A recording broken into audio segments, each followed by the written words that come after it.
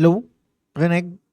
I think rinig naman, no? So, walang script, walang editing, walang cut. Gusto ko lang magkwento tungkol sa experience ko sa ending ng Persona 3 Reload kasi kailangan ko siyang ilabas. Sasabog na ako kapag hindi ako dumaldal. So, kung hindi nyo pa nalalaro yung game, huwag nyo panoorin to, skip nyo muna kasi spoil ko siya. Pero gusto ko lang mag-react talaga at magkwento. Pero, gusto ko lang i-play yung pinaka-ending para mahimay ko siya, ma-dissect ko siya, at kung ano yung naramdaman ko dun sa ending. G. Game. Ito. Ala, gago. Ito na lang. Yan.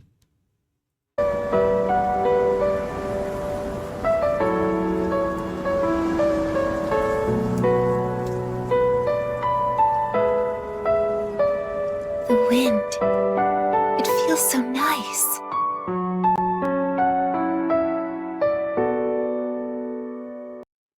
Actually, tong part na to, medyo nagulat ako. Nagulat ako na, ala, ang canon ba na, na partner nung bida is si Aegis. Kasi, magiging honest ako, hindi ko pa talaga na-detect or na hulaan kung ano yung pinakamangyayari sa ending. Usually, I think meron naman akong pakiramdam na kung ano yung mangyayari sa ending. Parang nape-predict ko minsan yung mga mangyayari. Pero for some reason dito sa ending ng Persona 3 Reload, hindi ko siya na-detect and hindi ko siya na-predict. Kaya yun, medyo nagulat ako dito. Ano meron dito sa ganap na ano kayong mangyayari dito? Tsaka si Aegis ba yung yung canon na partner nung natin or nung bida? Pero panoorin natin. I admit, I'm finally noticing the beauty of spring. It's wonderful.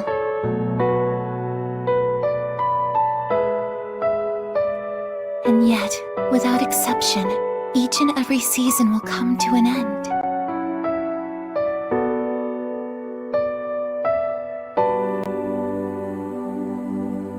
Ito yung maganda sa 4th season, I think, sa personal experience ko, na nakikita mo yung passage of time talaga. Kasi may changes each season. Unlike sa atin sa Pilipinas, right? Na parang ang alam lang natin summer and then tag-ulan, parang ganun. Medyo blur yung yung pagtakbo ng oras. Pero kapag nasa bansa ka na merong 4 season, ramdam mo yung changes ramdam mo yung takbo ng oras nakaramdaman mo yung katapusan katapusan ng summer, katapusan ng spring, katapusan ng fall, katapusan ng winter, parang ganyan. And kaya madalas din siyang nagagamit as a storytelling device sa mga video games, sa storytelling or sa movies, etc. So, tingnan natin. We fought side by side. We faced the world's end. And now, I'm finally beginning to understand. Putang na may Work is a pain in the apps. My files are in this app. Sorry. My chat's in this app. lang. What it was I'd been searching for. I always wondered what it really meant to live. Now I think it's following your heart, fighting for what you can change, Yes. and accepting the things you can't. Memento mori? Nothing on this Related earth lasts forever. Oh, tama, di ba? Ba Every galing yan? life will one day fizzle. Di ba yun yung memento mori? Yung parang, alam ko Latin yun memento mori meaning. An object serving as a war. Ito ba yun? Gago.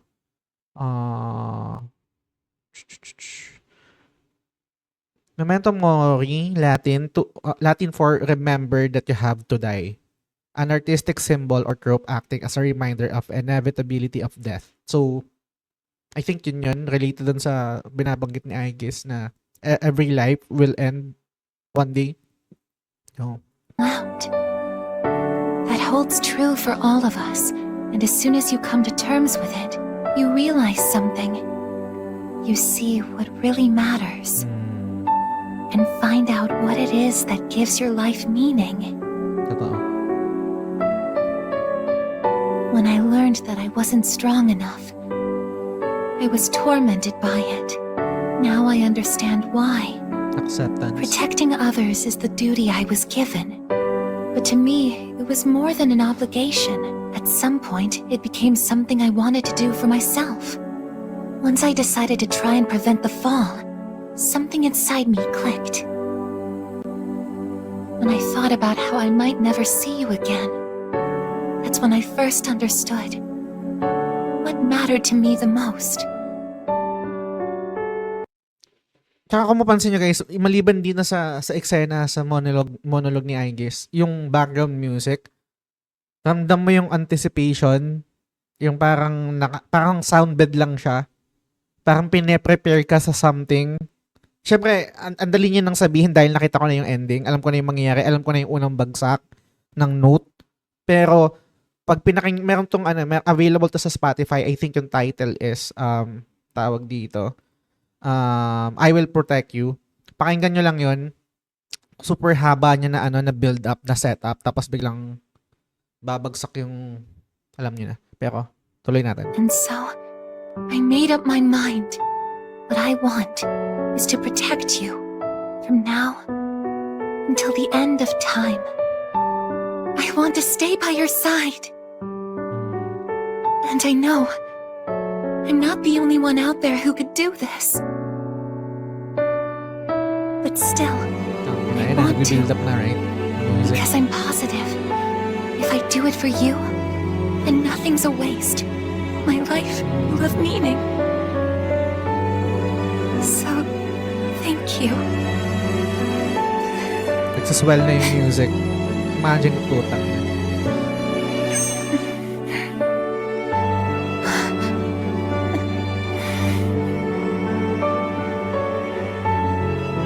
Nilalagay na tayo sa taas of Sorry. ang emotion natin. What's sa gotten part into na yun. me? It's good. I finally found a reason to live. So why am I... Ayan. May mga tropa. They're here. I see it now. I have friends. We support each other through thick and thin. Yes. Not everything needs to be for some greater purpose. Just caring about someone can be enough. That's all we need to give our lives meaning. As for me, I found my path. And that's to protect you with my life.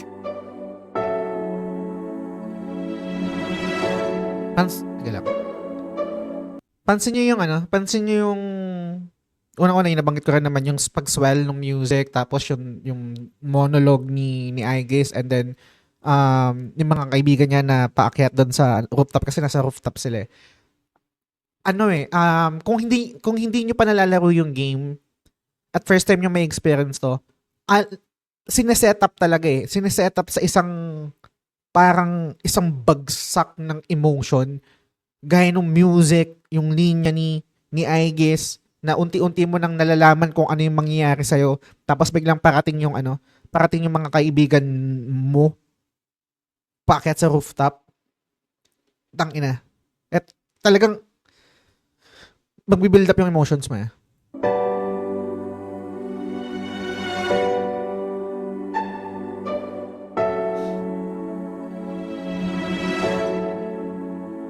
Thank you so much for everything.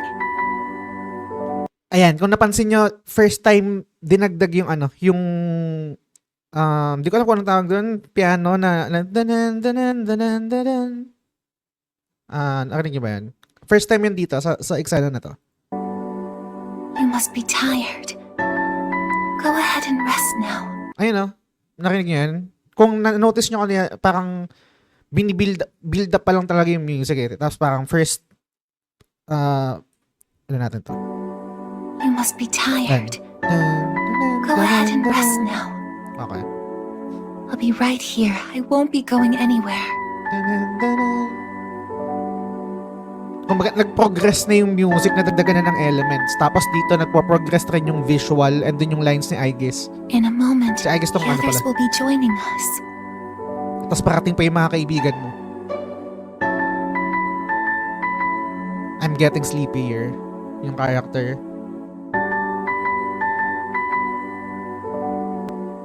Dito ako nawasak. My eyes feel heavy. Dito na ako nagkaroon ng ng holy shit, mamamatay ako. Alam ko medyo parang stupid, bobo. Hindi mo ba napansin ever since? Yun talaga yung mangyayari? Hindi eh. Nung nagkakaroon na ako ng realization ng mangyayari sa akin doon sa bida, nung nakahiga sa lap ni I guess, doon lang nagsisink in at doon ko lang natatagpi-tagpi yung mga clues na binigay. Dalawa kasi yung ending, merong bad ending and merong good ending. Hindi ko naman alam na mamatay siya dito eh. Hindi ko naman alam na ganun eh. Pero, thinking about it, na-experience ko na siya, yung ending na mamamatay siya, doon, babalikan mo na eh. Babalikan mo na yung mga tinanim.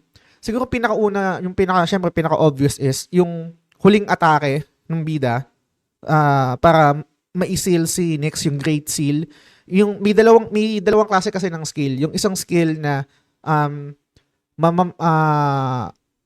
para magamit mo yung skill na yun, kailangan mong gumamit ng mana o ng MP. Yung isa naman is skill na gagamit ka ng HP. So, dalawang klaseng atake. Kadalasan yung HP is for physical attack. Yun yung mamaminus yung sarili mong buhay.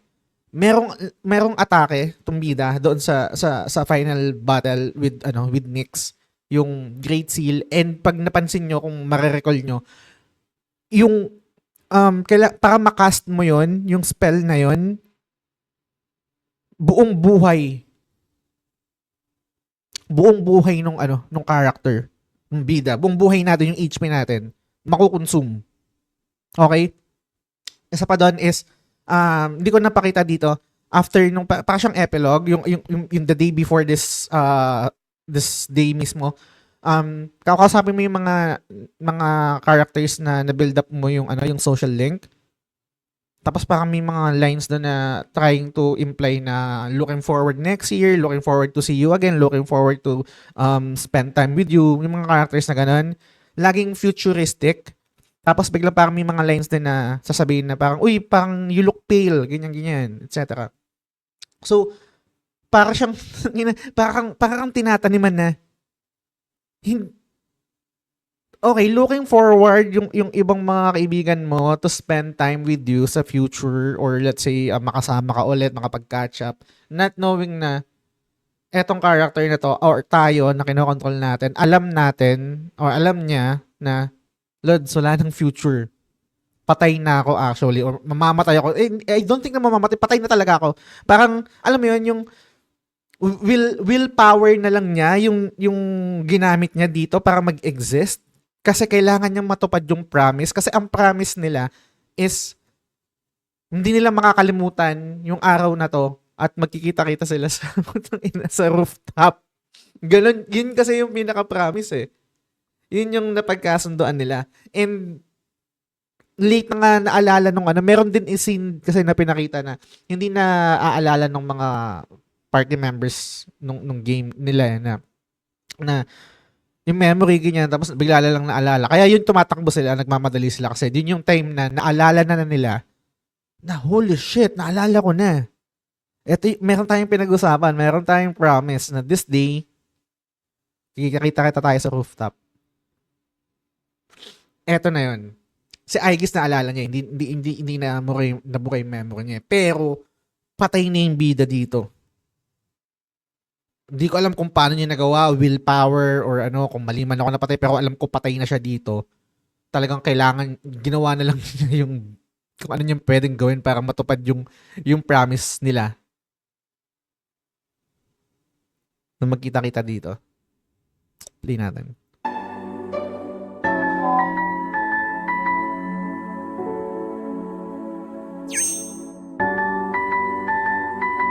Pansin niyo yung note na yun, medyo napapadalas na siya. Danan, danan, danan, danan, dito sa scene na to.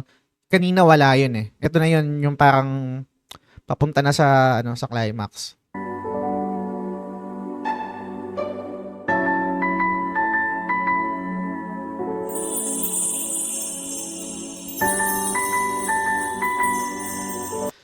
Trivia, itong butterfly na kulay blue, anong pangalan ito? Pilemon or something, parang callback to doon sa mga previous na Persona 1 and 2. Parang ito yung boss ni Igor, and I think itong pag-alis ng butterfly nito, symbolism na yun na talaga, patay ka na talaga. Patay na yung MC.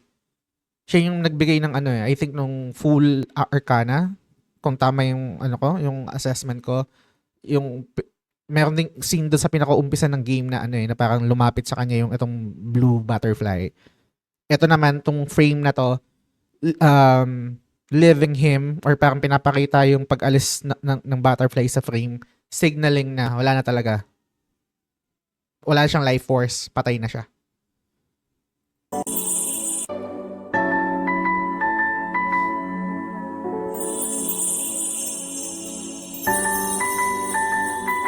Tangina, pansinin niyo yung ano, yung piano, napapansin niyo ba? Kasi wala yung kanina. Napapadalas na talaga siya, yung parang building up, trying to, parang nilalagay ka na nilalagay ka na sa taas, ganyan. Ang unti-unti kang inaangat. Parang unti-unti kang pasan nung game na bawat parang inaangat ka eh. Parang ginaganon ko. Nilalagay ka sa taas.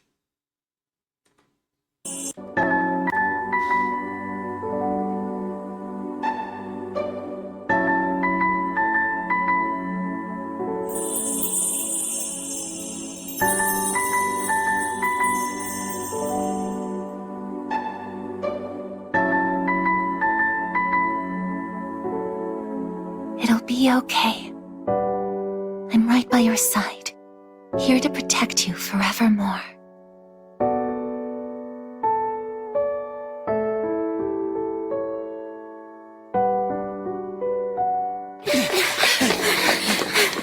Ito yung sinasabi ko kanina. Yung culmination nun. Yung kanina na parang may cut away. Cut away yung tawag dun kung tama yung memory ko sa ano. Dati nung college. Basta cut away. Magpapakita ka nung isang eksena na nangyayari simultaneously doon sa eksena na una mong pinapakita. Example is yung nandun sa nakahiga sa lap, yung bida kay Aegis, tapos may monologue si Aegis, tapos pinapakita rin yung nangyayari real time na yung mga barkada, mga kaibigan natin sila Junpei paakyat papunta sa atin sa rooftop kasi na-realize na nila na oo nga putang ina, meron tayong promise at magkikita-kita tayo dito sa rooftop after nating talunin si Nyx at iligtas ang mundo. Ganun.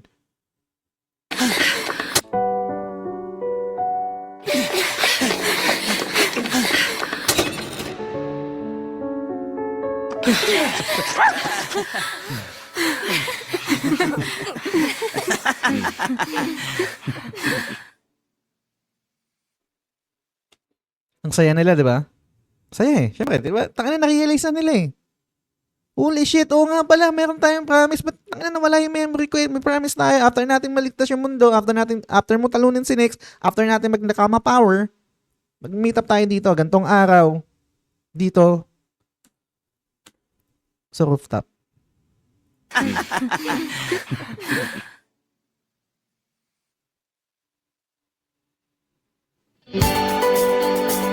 ina mo!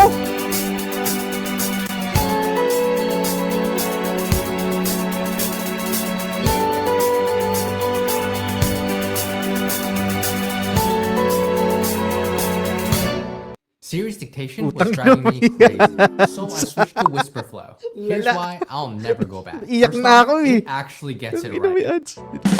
風の声光の粒まどろむ君 Nagigets siya ba? And nagme-make sense ba yung sinasabi ko? Yung build up, yung pasok ng pag-end, yung iba yung nasa ibang POV kasi yung mga yung mga party members, yung mga tropa natin, nasa ibang POV din si Aegis, nasa ibang POV tayo.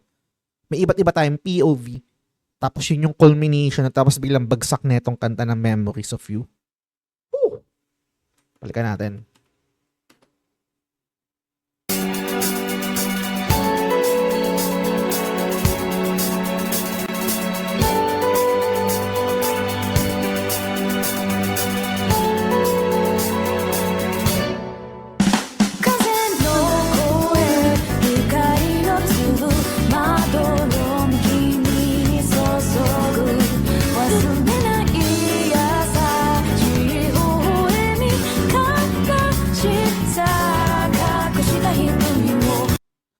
Tang ina. I think mababaw yung luha ko. Pero katarantaduhan, kung sakaling nalaro mo to at hindi ka naiyak, pwedeng habang ini-explain ko ngayon, hindi nagme-make sense sa'yo. Kasi baka pangit ako mag-explain, baka hindi ko nabibigyan ng justice yung ending. Pero, holy shit! Yung setup, yung pag-build up nung moment, tapos pagpasok ng music. Tang ina, chef's kiss. Chef's kiss, Lods. Chef's kiss yun. Tapos, siguro, kasi last na to eh. Ito na yung last part eh. Disclaimer, syempre, hindi naman ako musician. Wala akong alam sa note. Wala akong alam sa tono or chord progression. Pero, yung pinaka-tema kasi na memories, tapos syempre pag memories most likely, andyan yan, memories nga di ba? And then, itong memories na naalala na nila finally, tapos yung pinagsamahan nila, yung mga ganap, mga event, yung mga social links, kung ano-ano episode, kung ano, basta yung pinagsamahan ng buong year. Memories. Tapos, I think yung genius na itong music is, itong part na to. Yung danan, danan, danan, danan. Try natin.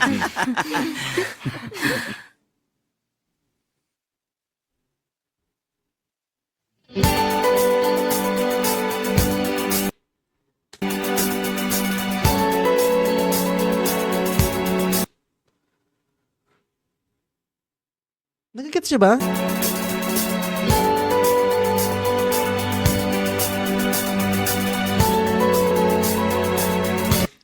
Danan, danan, danan, danan.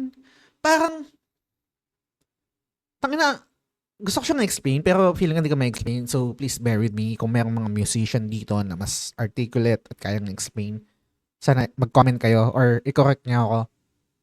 Ang genius lang nung kanta na yon or yung portion na yon kasi parang nare-reinforce niya yung feeling ng memories at nung emotion doon sa ending wherein maglilinger siya and sa mga notes I think or sa mga chords na kino-combine sa areglo etc. Mapapansin niyo doon na parang merong certain combination ng chords na merong resolution kung nagme-make sense man yun. Merong resolution yung pag narinig mo yung pinaka nakalatag na chords, resolve ka, hindi ka may iwan sa taas. Pero etong chords, etong note na to.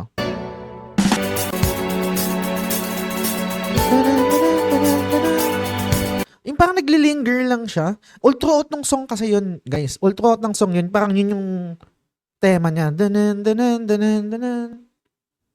Danan, danan, danan, danan. Danan, danan, danan, danan. Di nawawala yun. Pero pakinggan natin.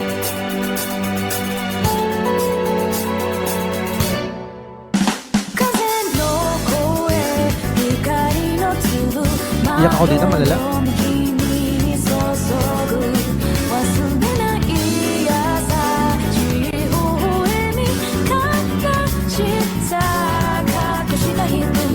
Mas mabigat siguro kung alam ko yung meaning ng song.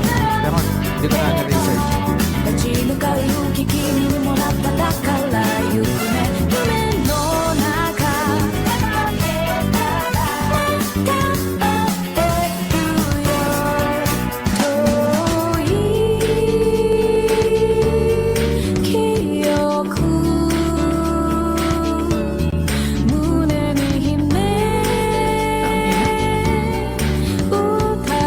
Pagpasok ng chorus, babalik ulit yun. Danan, danan, danan, danan.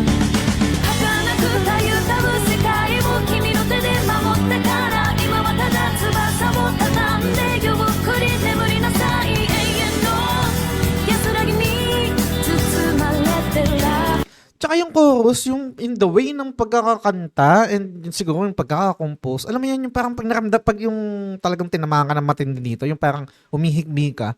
Tapos ganun yung line, yung parang ano yun, Death by Thousand Cuts ba yung tawag doon? Parang daneng, daneng, daneng, daneng, daneng, daneng, daneng, daneng. Parang tangina kinokombo ng ng depression. Daneng, daneng, daneng, daneng, daneng. Tangina. Through all eternity 優しく見守る私のこの手で眠りなさい笑ってた泣いてた怒ってた君のこと覚えている忘れない Tangina, hindi ko naiintindihan yung Japanese, pero habang pinapakinggan ko siya tapos malungkot ako that time nung natapos ko to ng weekend, parang hindi ako binibigyan ng breathing room. Parang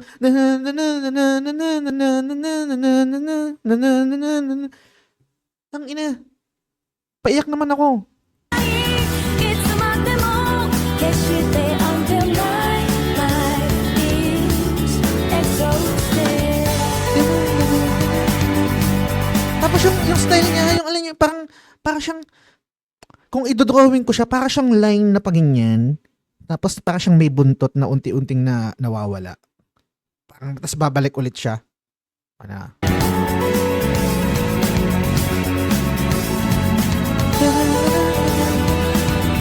Parang siyang yung kanina, yung butterfly na unti-unting nawawala. Parang ganun. Danan, danan, danan, danan.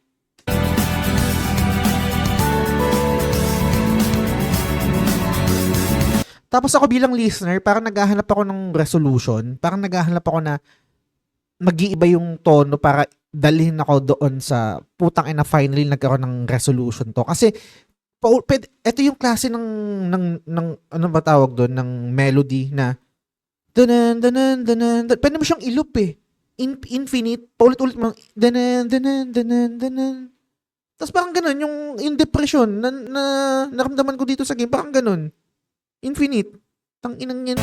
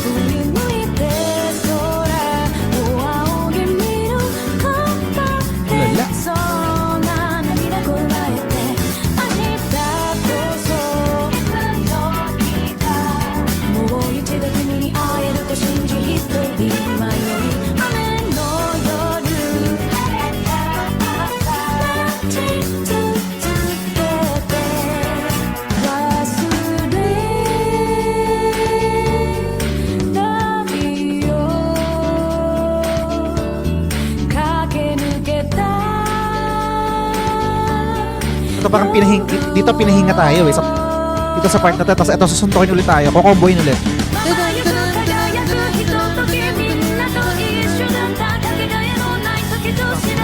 Puno naman ang depression ng kalungkutan.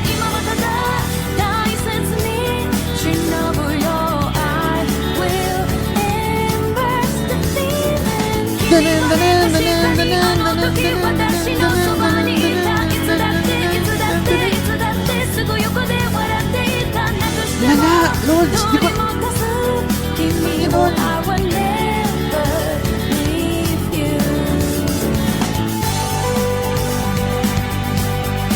Ba't hindi si Emily?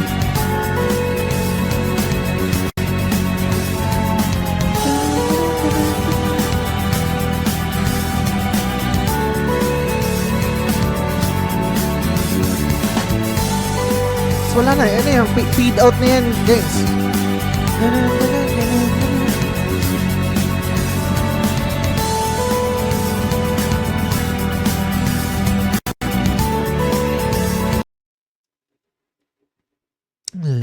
Lala na itong Persona 3. Parang, di ko alam kung kailan ako makaka-move on dito. Most likely, syempre, makaka-move on ako dito. Lahat naman ng ganun eh. But, I would say na yung game as it is, gameplay, story, music, mga characters, mga social link, etc. Yung mga plot twist, I think mid lang siya eh. overall, mid lang siya eh. Pero putang ina yung ending niya, Lods. Yung ending niya. Alam ko, depende pa rin sa gamer. May mga gamers na parang iba yung kung paano sila, paano nila i-absorb yung totality ng gaming experience nila per game, right?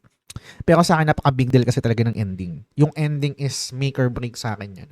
Yung ending is kahit maganda yung umpisa, yung gitna, tapos ang pangit ng ending, maapektuhan yung totality ng gaming experience ko. And same rin yun kapag let's say mid lang yung intro, yung gitna mid lang din, tapos biglang top tier yung ending katulad netong sa Persona 3. Holy fucking shit. Part na siya ng kailangan ko ng magtanggal ng kailangan kong mag-empty ng slot para sa top 10 video game of all time ko. Top 10 greatest video game of all time. Kailangan kong ilagay itong tong Persona 3. Kailangan niyang mapahanay sa The Last of Us. Kailangan niyang mapahanay sa Final Fantasy X. Yan, mga malulupit din yung mga ending clear, obscure, ganyan. Ay, lala. So, yun lang, kailangan ko lang ilabas kasi talaga. Gagawa rin naman kami ng spoiler cast neto at mas magdi-deep dive kami doon. I think etong time na to or etong content na to, one-off content, kailangan ko lang talagang magkwento dahil sasabog na yung dibdib ko kapag wala akong pinagkwentuhan na ito. So, yan, salamat kung nakaabot ka dito at kung nakinig ka. And let me know kung trip may mga ganitong klaseng content. Bye!